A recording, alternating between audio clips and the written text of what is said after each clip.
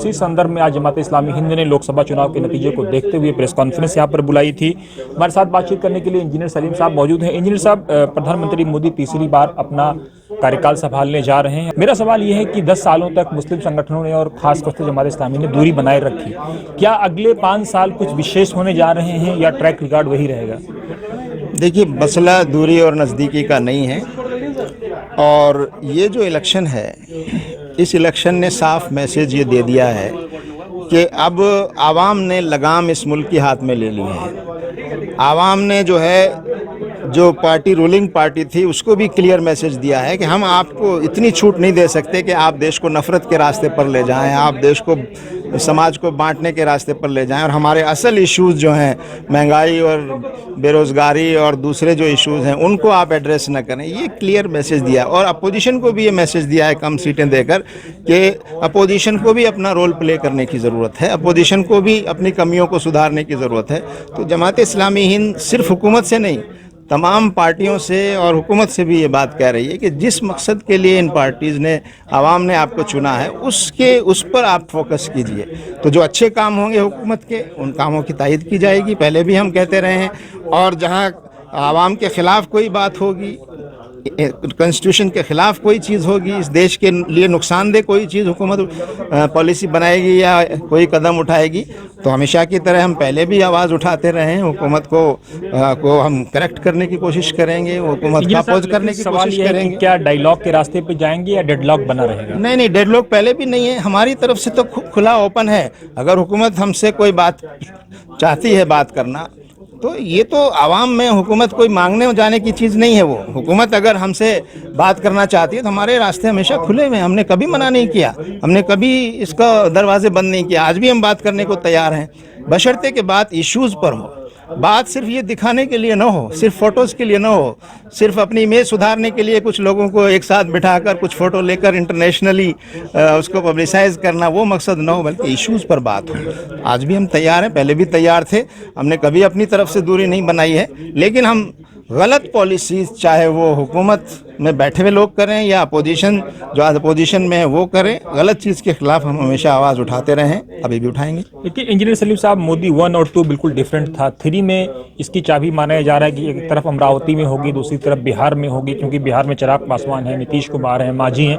ये कहीं ना कहीं सेक्युलर लीडर भी माने जाते रहे हैं, खासतौर से रामविलास पासवान की एक अपनी इमेज रही है। तो इसको आप क्या इन सहयोगी दलों के साथ बैठ करके बातचीत करके, खासतौर से जब जेडीयू ने कह दिया है कि यूसीसी पर कॉमन कंसेंसस बनाने की जरूरत है, और बहुत सारी बातें जेडीयू की तरफ से खासतौर से अग्निवीर के मुद्दे इश्यूज को विड्रॉ करने की बात आ रही है, तो उसको आप कैसे देखते हैं? जेडीयू पहले दिन से आप पूरी तरह से सतर्क हो गई। ये है कि आवाम ने उस मॉडल को रिजेक्ट कर दिया है कि ये मोदी की सरकार है या किसी एक व्यक्ति की सरकार है। उसी के खिलाफ ये मैंडेट है कि अब ये सरकार किसी एक व्यक्ति के हाथ में नहीं रहेगी, ये मैंडेट दिया है। अब ये सरकार किसी एक पार्टी की भी नहीं है, क्योंकि किसी भी एक पार्टी को बहुमत नहीं मिला है क्लियर।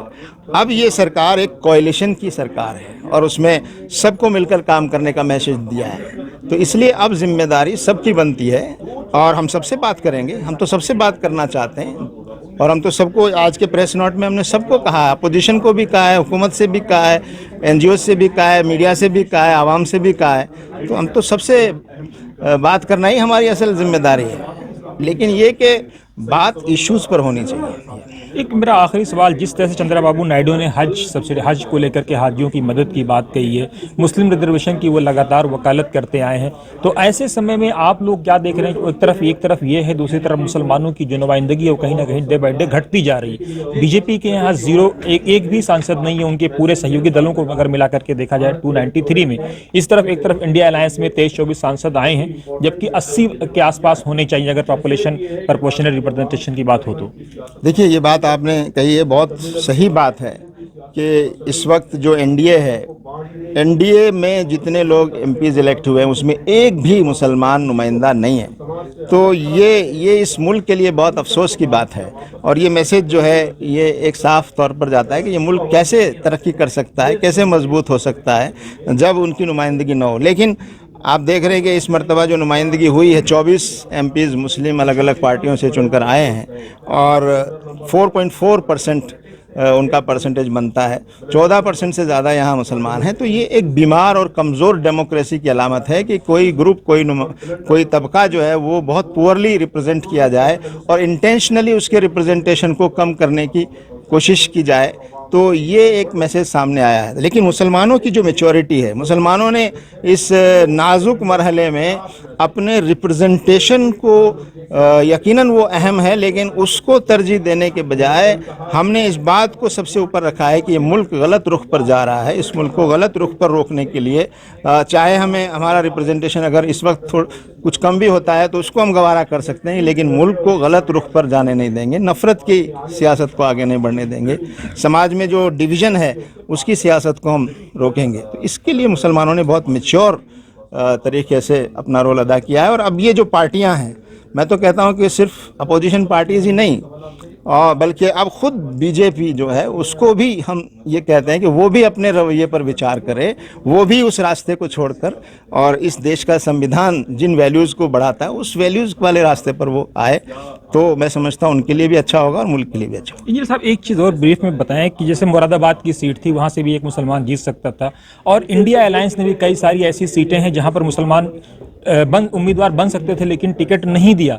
तो उस तरह की घटनाओं को आप किस तरह देखते हैं? अब देखिए, ये बात सही है कि टिकट्स का डिस्ट्रीब्यूशन और ये इसमें पार्टीज़ का ही रोल ज़्यादा होता है, और बाहर से आवाम तो मशवरे दे सकती है, मशवरे गए भी थे, मगर ये कि पार्टियों ने अपने तौर पर जो किया तय, जाहिर है कि उसमें कई फैक्टर होते हैं। मुमकिन है कि विनेबिलिटी भी एक फैक्टर होता है कि कौन कैंडिडेट उन हालात में जीत सकता है। तो लेकिन एक बात जो बहुत नहीं, लेकिन एक वाज़ेह जिस तौर तरह पर गोदी मीडिया अब भी अपने ट्रैक को सुधारने की कोशिश कर रहा है और लगातार वो कह रहा है कि अब हिंदुत्व की राजनीति नहीं होनी चाहिए, सबको साथ लेके चलने की बात होनी, जो कल तक सीधे सीधे नफरत फैला रहे थे। बिल्कुल, ये एक बड़ी तब्दीली है, और ये इस इलेक्शन के नताइज ने उस मीडिया को, जो मीडिया पूरी तरह एक तरह से गुलाम हो चुका था जो है हुकूमत का, और हुकूमत के डर में बहुत से लोग तो डर की वजह से उनकी हाँ में हाँ मिला रहे थे। तो मुझे लगता है कि आवाम ने और इस इलेक्शन के रिज़ल्ट ने उस डर को एक ख़त्म किया है, और अब लोग मीडिया का भी वो हिस्सा जो डर कर सच बात नहीं कह पा रहा था, अब शायद वो सच बात कहने की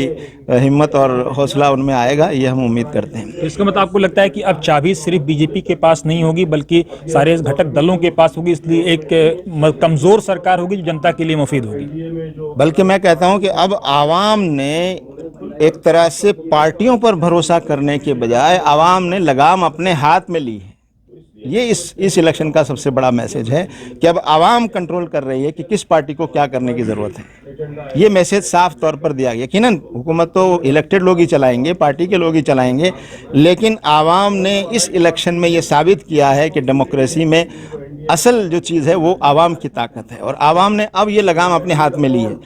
ये बात कि जिस तरह से 10 साल से जिस तरह का एक रूल चल रहा था इस मुल्क में और देश को बहुत गलत रुख पर ले जाया जा रहा था, तो अपोजिशन पार्टीज़ ने इलेक्शन नहीं लड़ा। सही माने में देखा जाए तो आवाम ने इलेक्शन लड़ा है, और आवाम ने एक तरह से अपोजिशन पार्टीज़ के अंदर वो हौसला पैदा किया है, उनका डर जो है निकालने की कोशिश की है।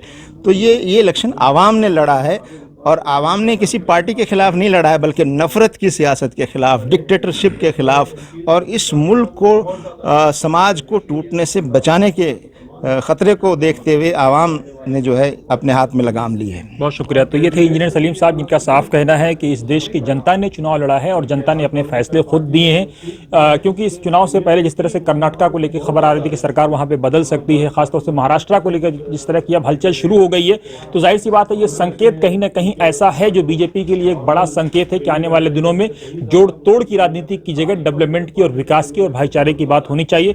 लेकिन बीजेपी क्या अपना रवैया अपनाएगी, ये आने वाले दिनों में बड़ा दिलचस्प होगा। लेकिन अभी भी लगाम जिस तरह से सहयोगी दलों के पास है, तो अपेक्षा यही की जानी चाहिए कि सरकार एक बैलेंस चलेगी, कमजोर सरकार होगी और जनता के हितों की उसमें रक्षा की जाएगी।